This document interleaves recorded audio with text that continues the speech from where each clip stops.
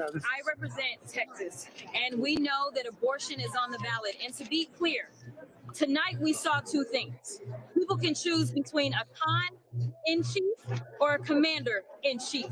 And so what we saw was someone who sat up there and was acting as if he was a used car salesman that wanted to just tell us whatever and pretend as if it was fact. The reality is that our president submitted to you what looks like substance. The substance of the issue is simple. We have somebody that is bragging about the fact that he took Roe v. Wade away from us.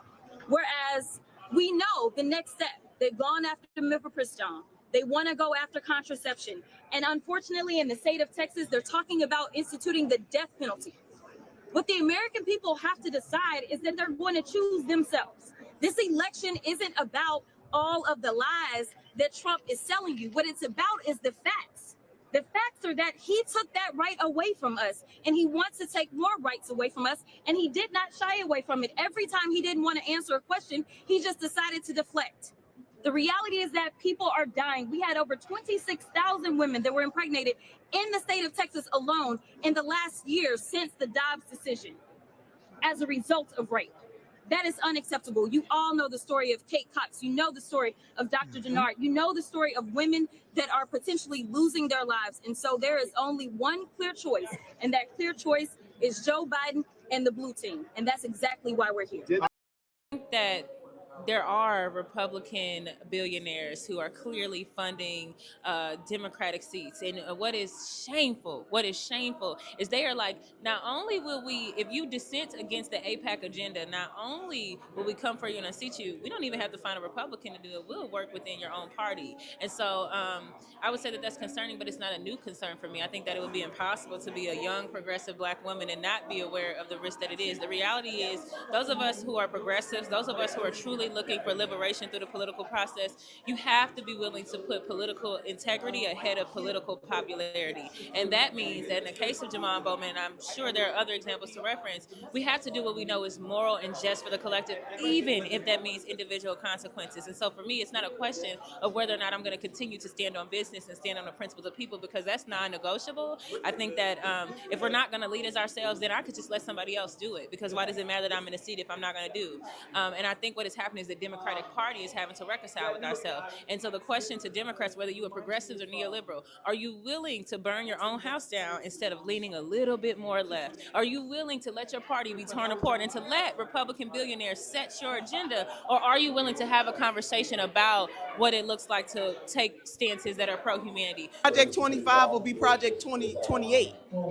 The bottom line is that Democrats have not done what they should be doing in order for Trump not to still be a threat. I mean, how is it that you this close to a man who has these convictions, etc.? So it's not just about Project 2025, it's Project 2028, it's Project what's happening to the American people and all across the world right now. I'm concerned about right now. What's your number one concern? Yeah, the fate of democracy is at stake right now. If we are not showing up to do our civic duties, then the other aspects of our lives, from small businesses to education or healthcare, they're going to be impacted. So yes, our lives are at stake. National Newspaper Publishers Associations, let it be known. And listen, I just want to get the elephant in the room out first. And this is, we keep hearing about these Democrats and what they're saying. David Axelrod, a top advisor to former President Barack Obama, said this. He says, there is a sense of shock at how Biden came out at the beginning of this debate, how his voice sounded, how he seemed a little disoriented. There are going to be discussions about whether he should continue. Only he can decide if he's going to continue. He says this is a guy with a lot of pride who believes in himself.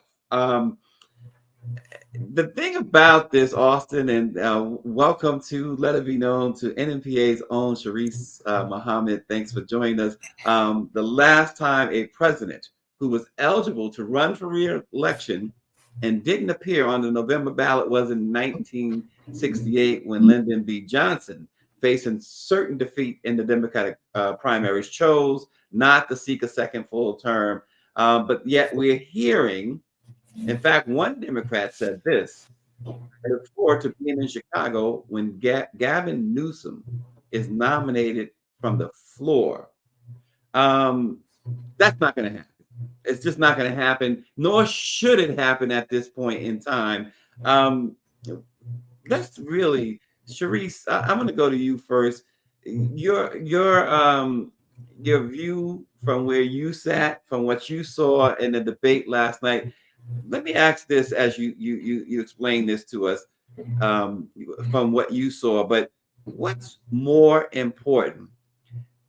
An 81-year-old man who really has spent almost 4 years trying to clean up a total mess that was left behind, trying to rebuild America's reputation on the foreign front while trying to reel in all the problems domestically that his predecessor left him.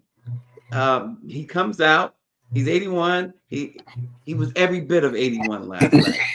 But on the other side of the coin, you had someone who probably, and this is giving him the benefit of the doubt, probably lied 99.9% of the time, who is obviously unhinged, who is obviously out for himself and himself only, and things that can harm, not just, we talk about what they can do, what Project 2025, what Donald Trump has in store for Black Americans and people of color.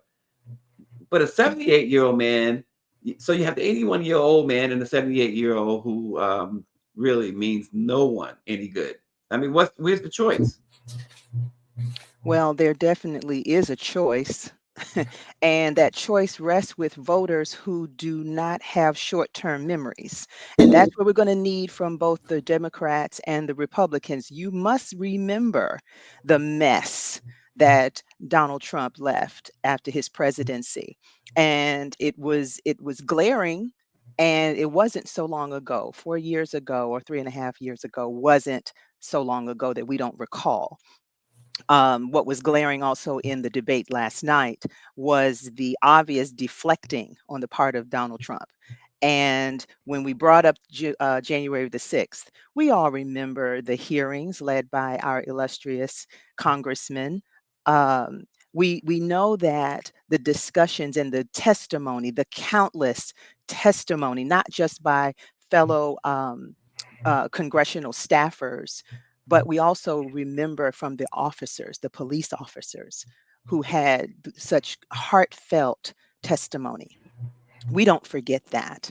I'm an independent and I caucus on both sides of the aisle with Democrats as well as Republicans. And I can assure you the discussions that we've had this morning on social media has been complete deflection. There was no answers by Donald Trump at all. He didn't recall, he spun the narrative, he was outright lying. And so that's clear throughout the entire debate. He took responsibility for absolutely nothing. And so I think the catchphrase from last night was, Trump, you have the morals of an alley cat. Of the alley cat. Yeah, And I yeah. think that's the catchphrase for the rest of the year, right And it into should be. November. And it It certainly should should be. be. And so Austin, are we yeah, hearing the feedback, hearing some Democrats and others, but are we now going to elect a president based on style over substance? Um, we did in 2016. We came to our senses in 2020, and now we might very well lose our senses again and elect this man to the presidency again. Last night, in all honesty, Joe Biden did as well as I thought he would do. People automatically were always comparing, before, how he, shined so brightly, and he did during the State of the Union. But to me, there's a difference in giving a speech, albeit before Congress, that you've rehearsed numerous times and you perfected. That's very different from standing on your feet and having to answer, very pointed questions and to rebut someone that's crazy like Trump. So I honestly wasn't surprised. From the time, we are a country of visuals. Hmm. And say what you want to say about Donald Trump, he comes across as more youthful and vigorous than does Joe Biden. But that goes to your original point. Joe Biden could have tripped, and he would still get my vote. And I think that we're at a point where, as my sister said, I mean, it boils down to, who is going to better represent our interests for the next 4 years. Yes, indeed, he had a poor debate performance last night. If I was his age, I don't know that I would be encouraging him to go and do the next debate in September. I'm glad that this debate took place in June as opposed to late September Sometime, or yeah. October, because we would definitely have lost. Well, let's go here too, because we're talking again, 81 years old. Trump is right behind him. We seem to lose sight of Trump's age. I don't know why, because the way he speaks should Yes, be more concerning. yes, yes, As yes. far as even putting a sentence together is tough for Donald Trump. So we don't hear a lot about that. But I'm going to say this about the decision makings in the Biden campaign. Somebody needs to lose their job this morning, and I say that because of this. Biden arrived in Atlanta. I'm told must have been around the noon hour, Around 3ish. Yeah. and he was at rally after rally after rally all day. And then he goes into the debate. This is an 81-year-old man. My thinking is this, and I said this on the phone with Greer, I believe. Um, Boxers, when they're fighting, particularly for the championship, they're trainers, they get a massage, they wrap them in a warm blanket, and they put them to bed before the fight. Biden is, and these are athletes who are teens, 20s, 30s, that this is done for. The great Muhammad Ali never missed being wrapped in a warm towel and going to bed. Sugar Ray Leonard never missed being wrapped in a towel and going to bed before a fight with a Tommy Hearns or a marvelous Marvin Hagler or Roberto Duran, etc. His team, there are surrogates. This is why you have surrogates. You got the unbelievable governor of California who really, he and the governor of Maryland really should be heading the ticket. If you really want to be real, Wes Moore, you got folks like that could be making these stops at these rallies before the debate. Biden did not need to be out there. Who made that decision? That's unacceptable, and it should be unforgivable based on the fact that we saw what the results were. This man was every bit of 81. He also, they said he had a cold. They said, by the way, Mike V, they said he tested negative for COVID. Mike V says that he appeared to have that brain fog symptoms that COVID gives you, but you cannot do this to an eight. We all know he's 81. And Sharice, we are against racism. We're against sexism. We are against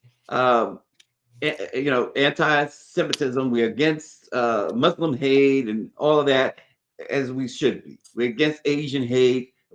We also should be against ageism, right?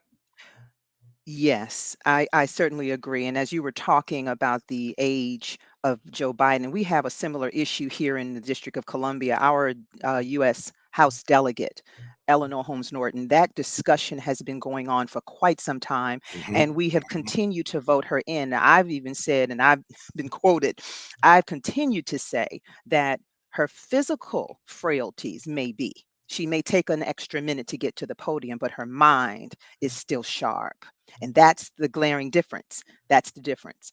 Because in our race locally, we've had a number of opponents run against her to, it's veiled, but they are getting at her age. And I've Yeah. said to them specifically, as long as she is sharp mentally, cognitively, and she has the connections and the relationships on the Hill on both sides of the aisle, we will continue to vote her in, because anyone that's going to be a contender has to at least level set with her on those relationships and connections on the Hill.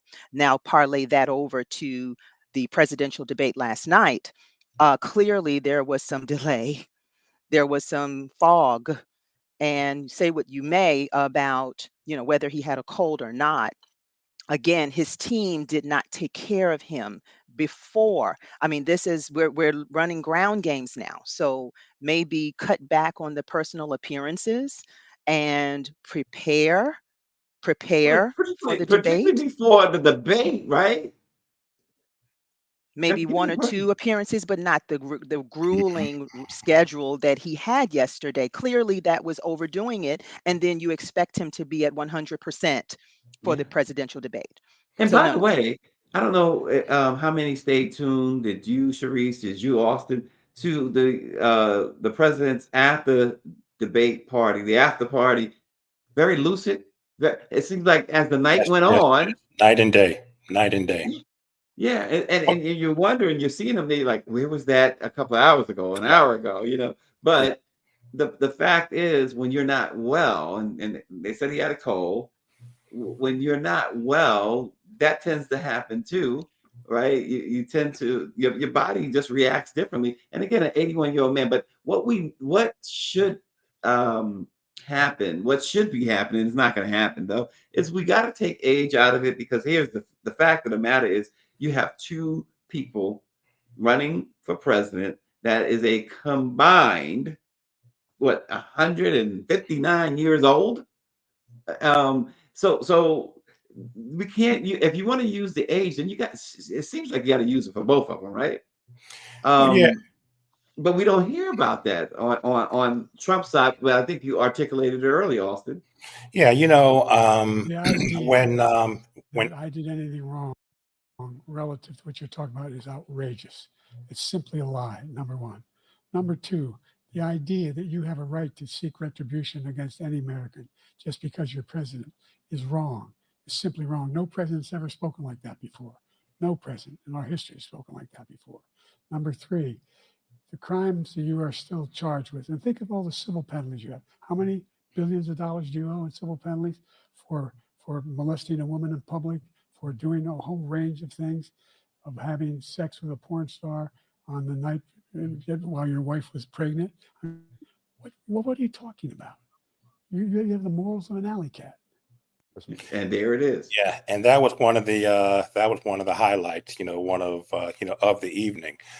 But why When doesn't that seem to really matter, Austin, with voters, with some voters anyway? Why doesn't that seem to matter? folks are just mesmerized with Trump, I think there's a great deal of racism that is behind a good many of those who are supporting Trump. Yeah, I don't know that you can completely take age out of this debate with two older men. When Jimmy Carter left office, I guess that was January 20th, 1981. President Carter was 56, 57 years old. And I remember watching him interviewed during the 2020 campaign, obviously, when he was still lucid. And they asked him, would he have run for president at that age? And he said absolutely not. He talked about how the rigors of the presidency uh, had a toll on him for that one term, much less two terms. So we've got two older white men running for the presidency. Um, One by appearance, looks better, but we have to listen to what they are saying. We have to listen to their respective agendas, and we have to vote in November. I mean, look, I think that Dr. Biden, I'm sorry, Dr. Biden and the president need to have a serious heart-to-heart conversation this weekend. And This if is they come out on Monday and decide we are still in this, damn the polls, and I'm excited. I'm looking forward to seeing what the polls say. But on Monday and Tuesday, if they come out, Stacey and Sharice, and say that we are still in this, we have to unite behind them the same way that Republicans are uniting behind Trump, no matter what. Okay, so let me segue just a little bit, because CNN had two anchors moderate this debate. Yeah, who did a shabby job. Yep. Neither decided that they were going to be journalists. Neither decided that they were going to challenge Donald Trump, or Biden for that matter, but Donald Trump in particular. And they allowed all of the lies to go unchecked. And remember, they were muting the mic of the person not speaking, of the candidate that wasn't speaking. So President Biden did call out lies, but the moderators, Sharice, was atrocious. And we're not even we're gonna get to it at some point in this conversation, but not at this moment. The whole absence of the black question, or the one black question, black job. What is a black job? But nonetheless, but a moderator's job is to check a person when they are just intentionally and obviously spewing misinformation and lies. But I think we have a clip Greer wants to show Trump list. on. It is way longer. So deep breath. He said some Democratic states allow people to execute babies after birth, an egregious lie that is illegal in every state. He said everybody, even Democrats, wanted Roe v. Wade overturned. Roe was supported by 2/3 of Americans, even more Democrats. He said every legal scholar wanted Roe overturned, abortion returned to the states. Legal scholars have told me directly this is not true. He said the U.S. currently has the biggest budget deficit ever. No, that happened under Trump in 2020. He said the U.S. currently has a record trade deficit with China. That also happened under Trump in 2018. He said Biden personally gets a lot of money from China. Zero evidence of this. He said there were no terror attacks during his presidency. In fact, there were multiple attacks. He said Iran didn't fund Hamas, Hezbollah, other terror groups under his presidency. Iran, in fact, did. He said Biden wants to quadruple people's taxes. That is pure fiction. He said the U.S. has provided way more aid to Ukraine than Europe had. It's actually the opposite. He said the U.S. has provided about $200 billion in Ukraine aid. It's closer to $110 billion. He said 18 or 19 million people have crossed the border under Biden. That is millions too high. He said many of these migrants are from prisons or mental institutions. His own campaign cannot corroborate this. He said Biden has only created jobs for illegal immigrants. Total nonsense. He said Nancy Pelosi turned down his offer of 10,000 National Guard troops on January 6th. There's no evidence she even got such an offer. It was the president, not Pelosi, who had the power to deploy the DC Guard. He said Pelosi now acknowledges she turned down the troops. No, her office tells me this claim is still a lie. He said he deployed the National Guard to Minneapolis in 2020. Actually, that was the Democratic governor. He spoke of, quote, ridiculous fraud in the 2020 election. Zero evidence of any widespread fraud. He said NATO was going out of business before he took office. Completely, clearly absurd. He said the U.S. was paying 100% of NATO before he came along. The U.S. made up about 71% of NATO defense spending, not 100. He said he, not Biden, is the one who lowered insulin prices in Medicare. He did it for some seniors, but Biden did it for far more. He said Biden indicted him. Again, no evidence Biden has had a personal role in any of these 4 prosecutions. He said Europe takes no U.S. cars, just not true. He spoke of food prices quadrupling under Biden. That's a wild exaggeration, though they are up. He said Biden made up the idea he called dead service members suckers and losers. No, the Atlantic magazine reported that, and then former Trump chief of staff John Kelly corroborated it. He said Biden called black people, quote, super predators for 10 years. Biden never once deployed that phrase, let alone for 10 years, though he did at least once speak of, quote, predators without specifying it was about black people. He said his Trump tax cut was the largest in U.S. history. Not true, though, in fairness, Biden also said this. Trump said China and others stopped buying from Iran under him. China never stopped. He revived his pet lie, I don't know how many times I've done it, that he signed the Veterans Choice Program into law. Barack Obama did that in 2014. Trump signed an expanded version in 2018. And finally, Trump said Biden got rid of that Veterans Program. Biden has not done that. I mean, that is, Sharice, a laundry list. Like I said, 99.5% of the things, and that 0.005 that I'm giving him is just a small benefit of the doubt. But Sharice, shouldn't that be more disconcerting to the American public?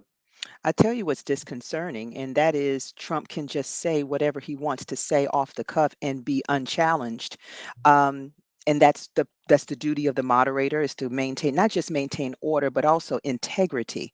What comes across those podiums, the moderator is supposed to, in a finessed manner, is to check the lies, because the American people, not everyone is astute, and not everyone is up on the foreign affairs, foreign policy, and the record of the president, both when President Trump was in office and now when Biden's in office.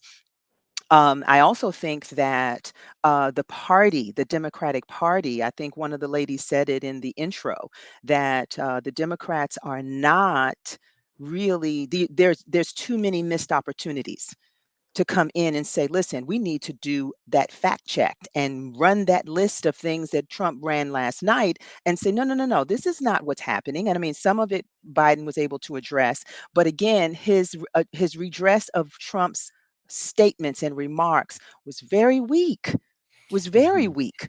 And it did not pack the punch that people are looking for when you are standing on facts.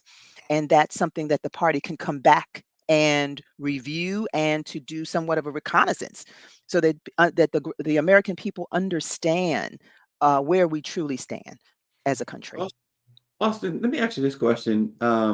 So the Biden team also knew, everyone knew, everyone knew that Trump was going to do what he did last night. Everyone knew he was not going to tell the truth, and they probably could have guessed that just about everything he said was going to be A lie, a lie, a lie, right? exaggeration. At Yep. some point, and I wonder if we'll see this in the next debate.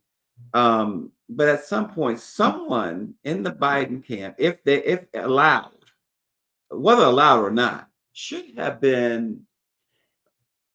jumped in, right? I know that's never happened before, but to say, listen, if you moderators are not going to check his lies, then we're taking POTUS and we're leaving.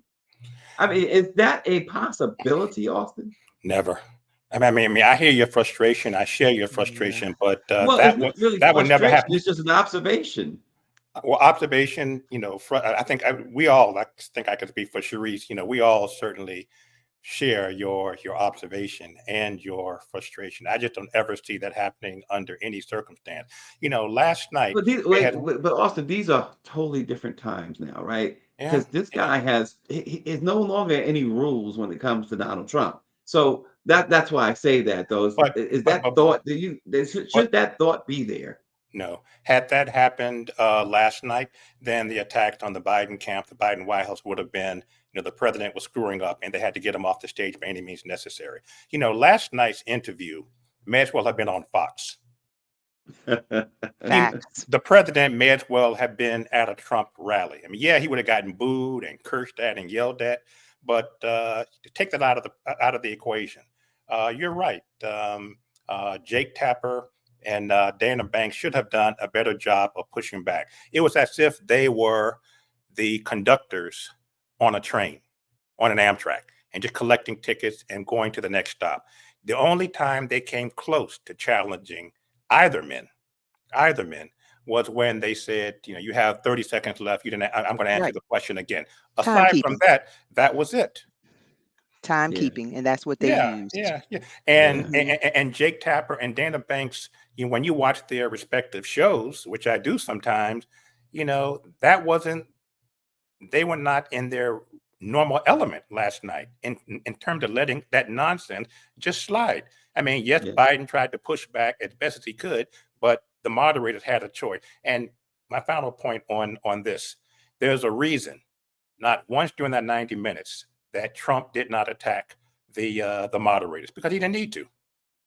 They were in Yes, cahoots. right, Yeah. right, right. Power 96 says that I told you that CNN is free advertising for Trump.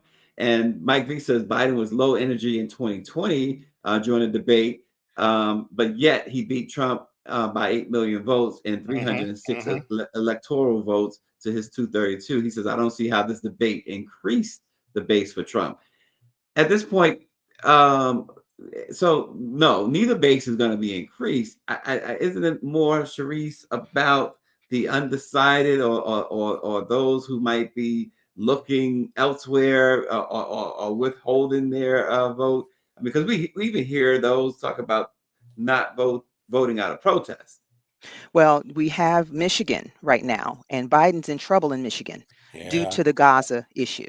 Mhm. Now, I'm going to speak to what I would say the two demographics, and that is people who are not in agreement with Biden's performance as president with regards to Gaza. And then you also have those who are buying into the age issue, that he is too old and 4 more years for him, will he even still be here? That's a valid question among voters. And I'm sorry, last night's performance from Biden was not to solidify that he has 4 more years. Energy, in terms of that, in terms of tenacity, because the foreign policy arena is getting more and more aggressive.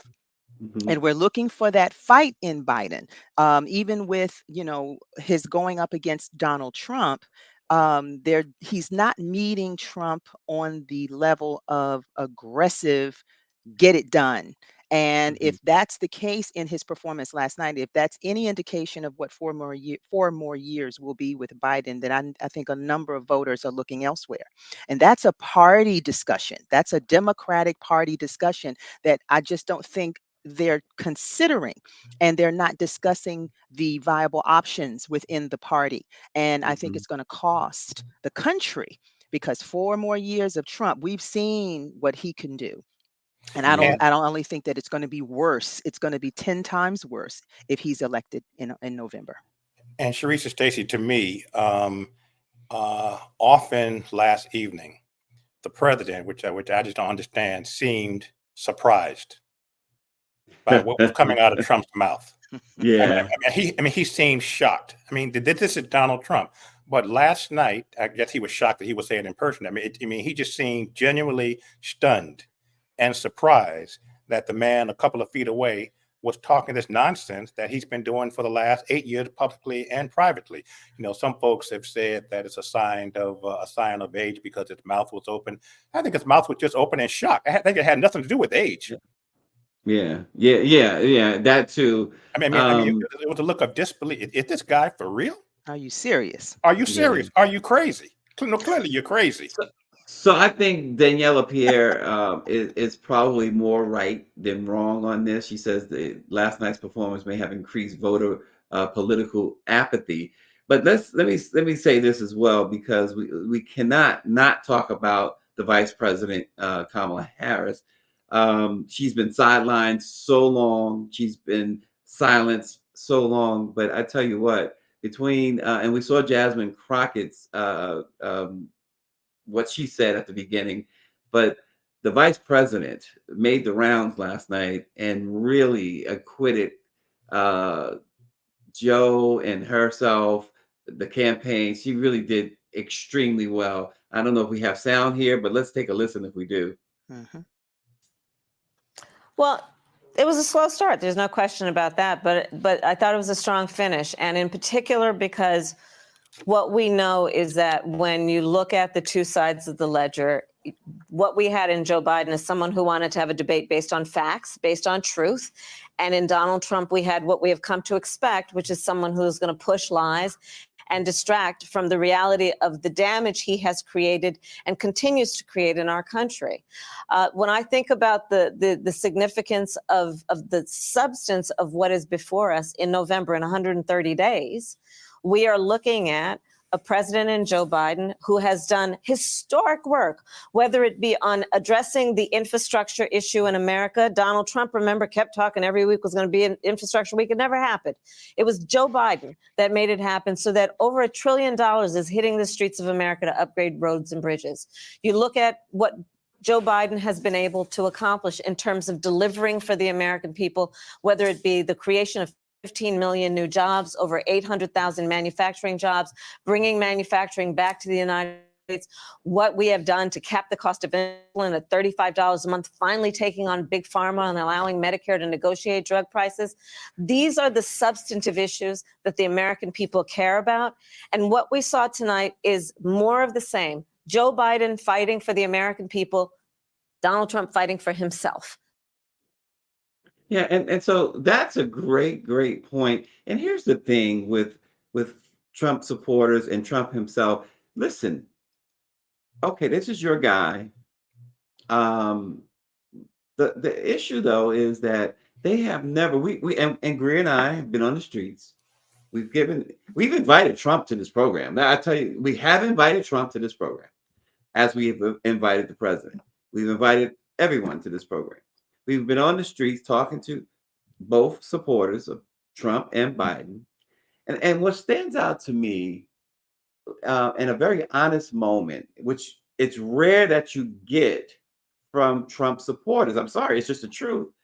Something honest from because they don't understand much when you talk about policy. When they try to articulate what he has done for the greater good, they can't tell you that. They start repeating this almost this mantra that like these talking points that they're giving, and it's just incredible. But we saw this young man from Massachusetts, young white guy, really well spoken, nice to talk to, and he told us how he supports Trump. And we asked him, what is it about Trump that appeals to him, and he went on to say that basically he described Trump's uh, wealth, I guess. But then when we asked him about his feelings, whether or not they could change because of the trials and what he's faced, the charges he's faced, the young man said, I didn't know that. I did not know that he was a jury found him 34 guilty of counts. How do sexually you? assaulting a Yeah, woman. yeah, I yeah. did not know that he had committed massive business fraud. I And that's did his not base. know that he had all these bankruptcies. This young man, he went, I forget what college or what university he says he attends, but this young man was as articulate, as kind, and just enthusiastic as anyone. But when we laid out facts, and so what I liked about that young man, because our job, we wasn't trying to, and Embarrassed them. wouldn't Yeah.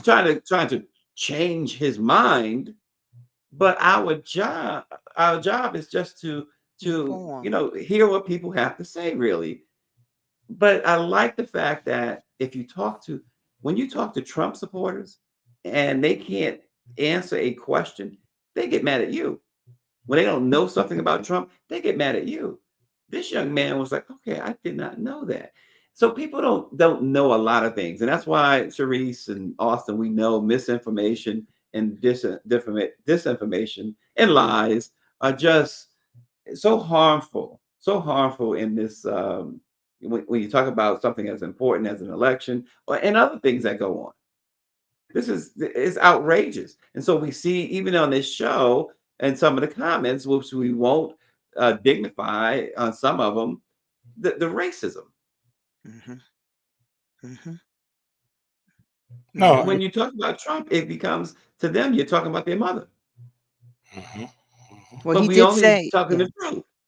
yeah, Go he ahead, said he Sharice. could Go ahead, stand on speak the truth. Fifth Avenue and shoot somebody and still Yeah. wouldn't lose a supporter. And he could. And he could. And he could. And that's, that, I mean, and that the president said, last night, we've just never had a current president, a former president, a potentially future president talk, the way, the way that he does. You remember, I'm older than the both of you, but I'll be 62 in November. But I remember, looking at, President Nixon come on TV, and my dad would always start fussing and cussing because he was not a Nixon fan. But even with President Nixon, you never heard this kind of craziness. You never heard him, and going after someone's appearance. You never heard someone, bragging about Throwing, grabbing, women by their private parts. When a woman accuses him of sexual assault, his response is, "Look at her. She's not even my type." I mean, who talks like that? Right. But Donald Right. a Trump, savage. a savage, A savage. Yeah, I mean, listen to how last night, folks, he he denied saying that there were good people on both sides in Charlottesville. In He said that Charlottesville. in the lobby, I believe, of his of the Trump Hotel in New York. Well, most of the things that he said that he denies, he said on tape, on camera. It's like it's the same situation when we see videos of uh, people being assaulted by police or others, and they say the video's lying. Your eyes are lying. You know, it's the same principle that Trump appears to run on. That w- the whole thing that USA Today did was awful. USA Today says, and and they're fact checking that Biden was wrong to say that Trump said that there was some good in Hitler. But at this, as whoever the journalist was that put this fact check story together, take a look at it because it says Biden it was false. They called it false that Trump said that Hitler was a good person, or there was some good in Hitler is what Biden said. But the same as you kept reading, they said what Trump actually said was that Hitler has done some good things. And what's the difference? What's the difference? Semantics. Exactly. Exactly. Wow. You know, it's going to be interesting. The DNC, the convention is going to be interesting. We're all going to be there front and center. It's going to be really interesting how that shakes out. Austin, what are you looking forward to at the for the DNC? I'm looking for Democrats to be 150% united behind Joe Biden. You know, I remember going to the Republican convention in 2016. I had a client that wanted me to go, to the Black woman, and she said, "I'm not going. I know you're from Cleveland. Just go and write a report. I don't care if you write a report that's filled with nursery rhymes. I just need someone to go and cover." So I went, and I remember being shocked as I walked around, and folks are coming up asking me for my autograph. It's not like they're not used to seeing Black people. But I left there with a sense that that Trump is going to win, because that sense of loyalty to Trump, I was just not feeling with Secretary Clinton. 2 weeks later, and I guess we were in Philadelphia, we just were not united. Even when I sat up in the bleachers and watched her make her acceptance speech, to the right were a significant contingency of Bernie Sanders supporters who just wouldn't let it go, and they were holding their signs that said Bernie Sanders. I just think that what I'm looking for, what I'm hoping for, is that we are united behind behind this candidate. Let's just get him back into the White House. Let's make certain that he takes the oath of office on January 20th, 2025, and let's figure everything out afterwards. And Cerise, actually, Greer posed this question. I guess we should talk about this before I move to that other point. Cerise, Donald Trump's running mate. Austin, I'm sure you've given this some thought. The former president says he does. He has made up his mind. We might hear today who his running mate is. Any thoughts, Sharice, on who his running mate might be and how consequential it could be? Well, Trump is playing chess. Yes. And what I'm hoping that we independents and Democrats, we get together and we address the apathy, because that's the elephant in the room to achieve what you're talking about. Trying to come together, and that's not going to be a Shazam and we're all together and we're going to hold hands and run towards November the 5th. What it's going to take is some very uncomfortable, challenging, stomp down, drag out conversation. And we're going to have to address it. And we have but so many days to do it. And I think as Donald Trump kind of kicks this can down the road. He's trying to build all of this anticipation because people want to know who's going to be your running mate in November. Now, of course, I don't have any lofty expectations. Um, Water seeks its own level. And so if we are dealing with Mr. Trump and who he's going to choose, he's going to milk that PR as best he can. And I think as the Democrats come together to anticipate that and to prepare, I Right. think there needs to be some hard knocks conversation so that that unity can be established, and authentic unity, not just for the sake of saying we're together Point taken. and we're fraying at the ends, but we're definitely looking to have some deep conversation so that we can reconcile a few things, and one of which is going to have to be, if you're going to support Biden, support him. And I don't mean giving him we use the term in a bra with no cups. Oh. Give him the support that he needs. Wait you a know minute. what I'm saying. No, I'm just giving you No, the we got analogy you. here. We got you. Okay, We he just, needs that Therese, support. we're just two 50-something-year-old men who just enjoyed you saying that. That's all. Well, you get the analogy here. He Yes. needs the support. And so if we're going to really go after, beginning with this presidential debate last night, I mean, clearly this is material that can take you well into November, you know, Yeah. negating Yeah. that with the facts Well, yeah, and and get. so wait, that's it though, right? You just said this is material that can take into November. We've been saying that for 3, 4 years, right? That they got more than enough material if they Get used it. going. Get going. Use it. Get going. Get started. You have enough material.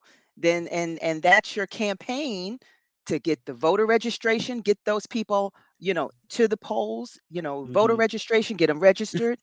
The apathy, let's address it so that we can pull this thing together and everybody get to the polls in November. We're looking for that in November here in DC. We've got some apathy among the Democrats. It's Listen, real.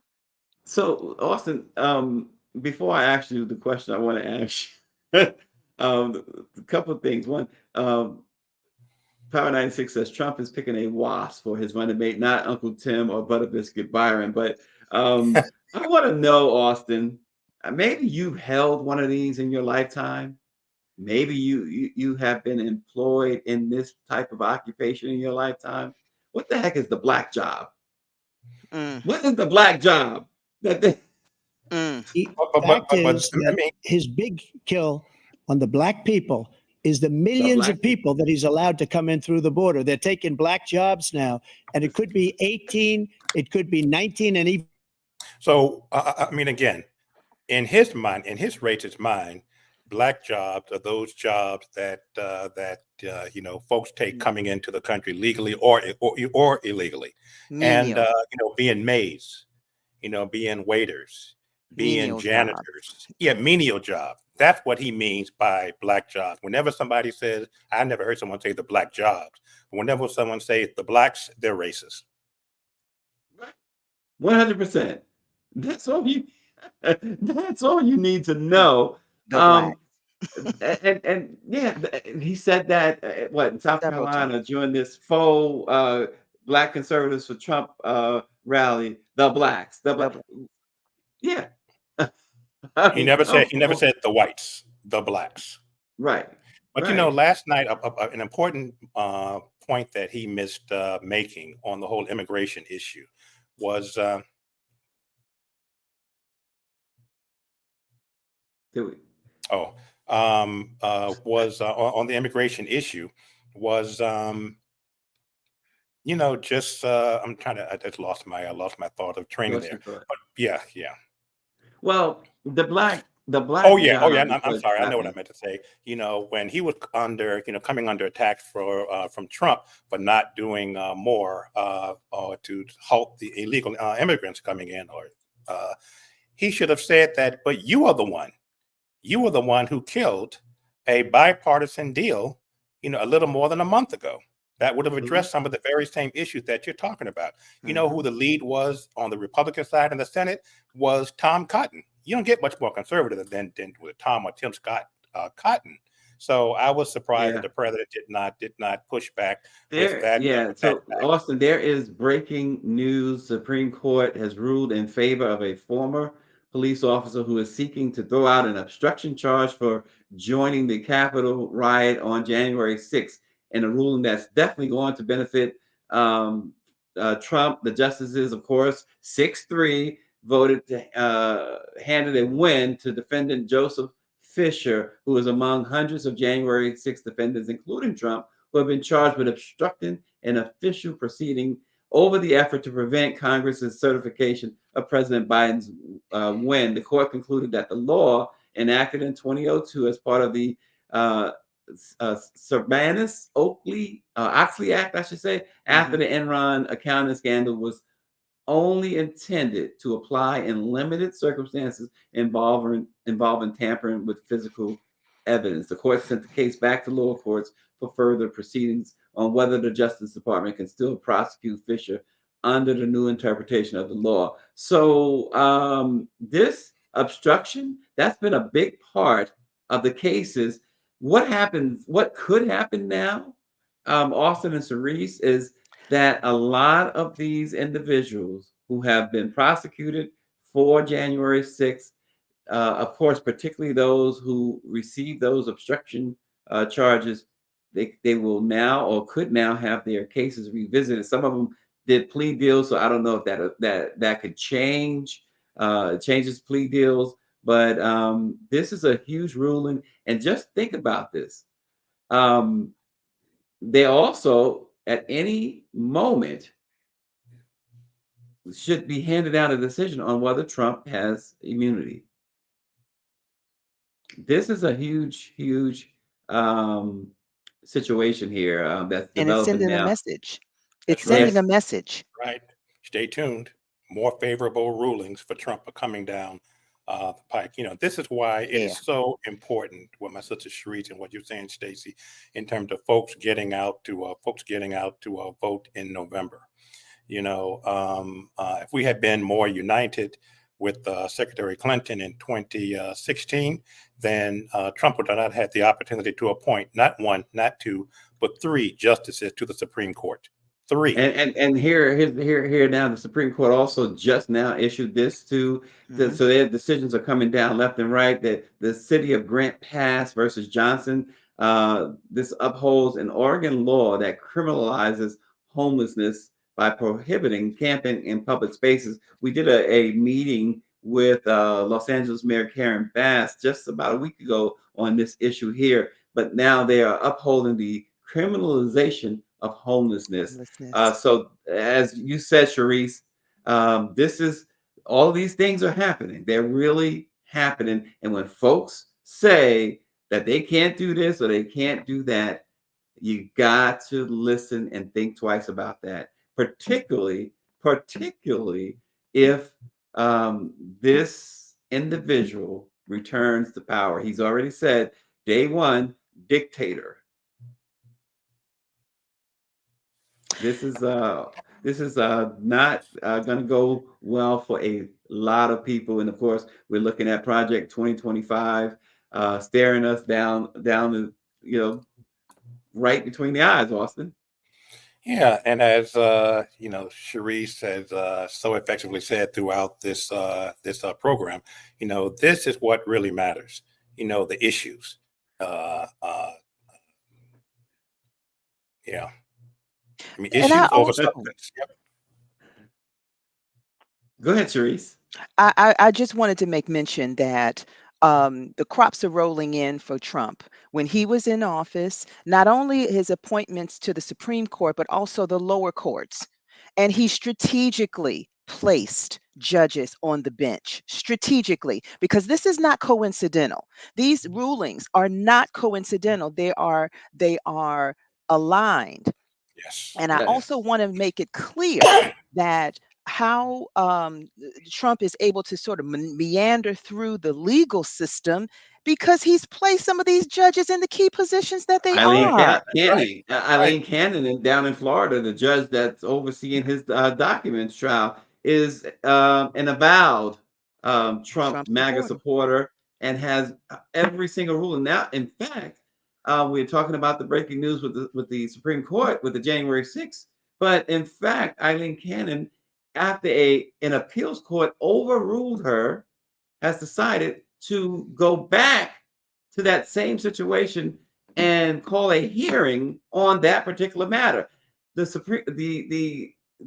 higher court overruled her, but yet she's still doing this to further delay that documents case with the hope that Donald Trump is elected so it can be thrown out in its entirety. This placing judges on benches, this is another thing that the Biden-Harris administration has tried to do and has done. They have been appointing federal judges left and right to try and mitigate the damage that was the wreckage left behind from Trump appointing all these judges. But most importantly, these conservatives on the Supreme Court, they stole it, as we know. Mitch McConnell and Donald Trump stole a seat and refused to allow Obama to have his selection, his nominee. Was it Garland? Garland, yeah. Garland. Yes, it was Garland. And Garland So would have here- been so- so Garland here would we have been are. a much better Supreme Court justice than Attorney General. The Attorney General, yes. No, there's no question about that. But Sharice, we talked about so much, but everything, as we keep seeing, is at stake. You saw affirmative action go away. You saw the women's right to determine their own what happens with their own bodies and their health. That's gone. They've taken books by and about African Americans off the shelves, and now you have Louisiana putting the Ten Commandments in school, in Oregon making it a part of the curriculum to teach part of the Bible in school. Whose Bible are you using? The hypocrisy. The Trump Bible. The hypocrisy of it. Now, I don't even think anyone generally or theoretically would argue with the 10 Commandments of the Bible, but this is not what we're talking about here. What we're talking about is use of information with duplicitous intent. And so, if we're going to talk about the 10 Commandments, we're looking at behavioral patterns that have been antithetical to the very 10 Commandments. So it's like, okay, what are you talking about here? What are we really talking about here? And again, speaking to the rollback of Roe versus Wade, because the hypocrisy of rolling back Roe versus Wade to say that all life is sacred until it's time to pay the bills for the children that you brought here, then all of a sudden we don't have the funds for that. See the hypocrisy. And then, of course, if you're going to talk about rape and incest, which is rampant in a land of savages, there's no recourse for women. So, of course, this Roe versus Wade rollback is also infringing on the basic health care of women. So, again, when we talk about policies, and then you want to talk about putting in the 10 Commandments, it's like, please spare me. Well, before we run, I just want to lift up two comments made by Amisha Cross. She says on her official Twitter, Amisha Cross, some of y'all are hilarious. She says Trump has 34 felony convictions, 2 impeachments, was found liable for rape, leads with xenophobia and racism, is a foreign policy nightmare, and his proposed terrorist policy would lead to a Great Depression. But you're calling for Biden to be replaced. And then she, her last statement, she says, let's not lose sight of the real threat here. It isn't a lackluster debate performance. Debates don't bring a nation to its knees or usher in a dictatorship. A Trump 2024 victory would. So she says, I'm riding at Joe Biden. You should too. Here. Amen. Here. We will we will leave it at that. Amisha Cross, let her have the last word. Such a pleasure to have Sharice Muhammad on, and of course, the one and only Austin Cooper. Thanks for joining. Let Thank it be you for known. having me. Folks, Thank have a you, brother and great sister. weekend. We'll see you next week. Bye.